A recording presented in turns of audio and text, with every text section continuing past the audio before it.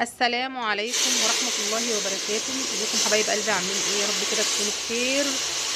النهارده بقى 12 رمضان 11 رمضان، كل سنة وانتم طيبين. تعالوا النهارده نعمل مع بعض طريقة كنافة تحفة يا جماعة للناس اللي الفرن عندها بايظة، او مثلا الفرن عندها مثلا هادية ما بتديش اللون الجميل اللي انتوا شايفينه ده.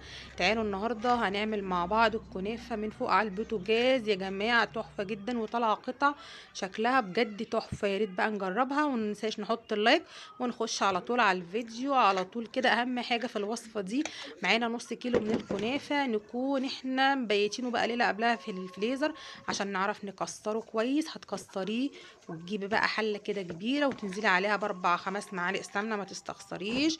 وهنبدا بقى ننزل بالكنافه بتاعتنا وهنقلب الكنافه لحد ما تتحمر معانا. المرحلة دي مهمة جدا وخطر جدا، ما ينفعش تقعدي لها ايدك فيها باستمرار.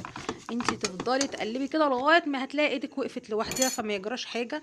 اول ما الكنافة بتاعتك تبدأ تصفر كده وتاخد اللون المصفر، هننزل عليها بمعلقة من السكر كبيرة، وهننزل كمان بكيس من الفانيليا.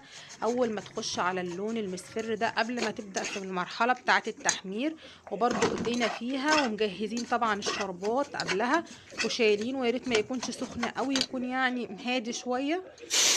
ومجرد ما بتاخد اللون ده هننزل بالشربات وهي على البوتاجاز، وهتسمعي اجمل طشه بصراحه. تحفه يا جماعه، جربيها انت كمان. ممكن تقدميها في كاسات او اطباق وتزينيها بكريم شانتيه او بفواكه او باي حاجه.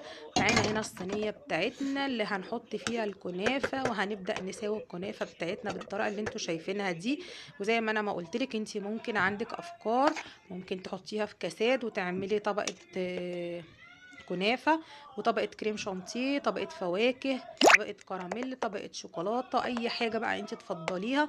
ممكن تقدميها سادة، ممكن تاخدي نص كمية الكنافة وتحطيها في الصينية وتحطي مكسرات، والنص التاني برضو تحطيه من فوق.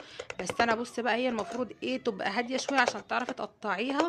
انا هنا كانت لسه سخنة، فهي مجرد بس لازم تكون باردة شوية عشان تعرفي تقطعيها احسن من كده. ونكون خلصنا مع بعض الفيديو، واشوفكم حبايبي كده في فيديو جديد وافكار جديدة وتحفة، وان شاء الله تعجبكم.